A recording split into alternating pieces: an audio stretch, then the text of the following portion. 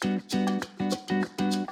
there, and welcome to the Ingles table. I'm Angela Ryan. And I'm Marc Ryan. And today we're preparing our braised red cabbage. I got everything I need from my Ingles store, so let's get started. Let us do that. So, let me tell you guys something. You know, with children, you want to make things fun and things that they want to eat. And the reality is, I believe we owe you guys honesty.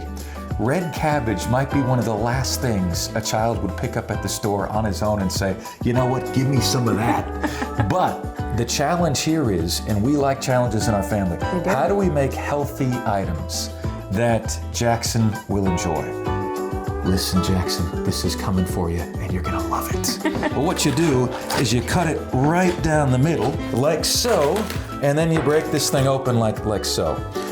Then what you do is you start cutting it ever so thinly on the sides. And it creates these nice, really, really thin layers like this. So this creates the basis for your meal. Now, what you're gonna see is there's this core here that is kind of tough and you're not gonna wanna eat, so you kind of make a little V into this, like so. You make a little V into this, and it allows you to take the core out of here, because the core is not going to be something that is easily edible. You do that with both sides. You make a little V around the core, similar to what you would do with an apple, and you get the core out of there. And so then you just thinly slice your cabbage like so, until it is all nice and neat on your cutting board.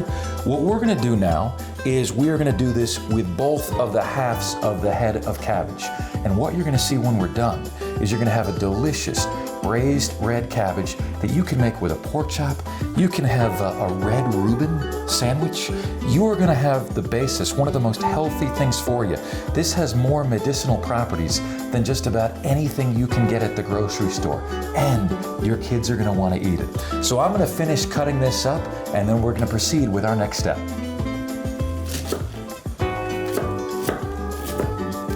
So now we have chopped up our red cabbage, and we're about to braise this. Now we're gonna add the seasonings and the flavors that is really gonna make this pop. Now, whether it's a pork chop or whether it's part of a Reuben sandwich, this is a way to make red cabbage delectable, fun, and nutritious.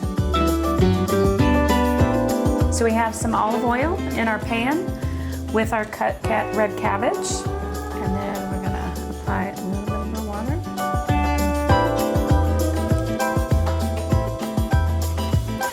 That adds the moisture and the mixture. Now, what you're looking for here is, you know, when this starts to be ready, it looks like it starts to soften up. There starts to be more of like a wet look and a wet texture. So now you're starting to hear that sizzle just a little bit. But when you start to feel the leaves soften a little bit, that's when you're heading towards the target zone. So let us begin with our little add-ons here. So we have our apple cider vinegar.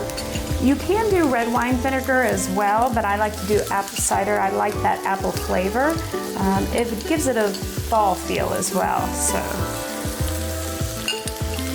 I'll add a little bit to that. And then you're gonna take your sugar. It's adding just that little bit of sweetness that's gonna make your family love it. So you've got a little bit of a vinegary taste, which on cabbage, we're familiar with it tasting like a salad dressing. So you have a little bit of the salad dressing taste with a little bit of the sweetness of the sugar as well. And I'm gonna add a little bit of salt.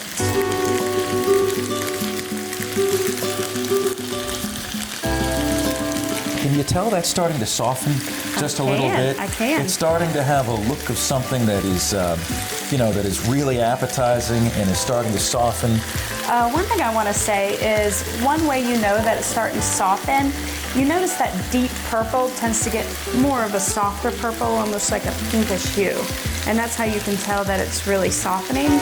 But we're going to let this sit, and we're going to wait for it to soften, and we want to see that vinegar and water kind of dry up, and that's how you know that it's finished braising. Well, I think this is looking really, really good at this particular point. I think we can turn off our burner, and I think we can proceed with our final step. So let's go ahead. I'll have you scoop some of our red cabbage in there.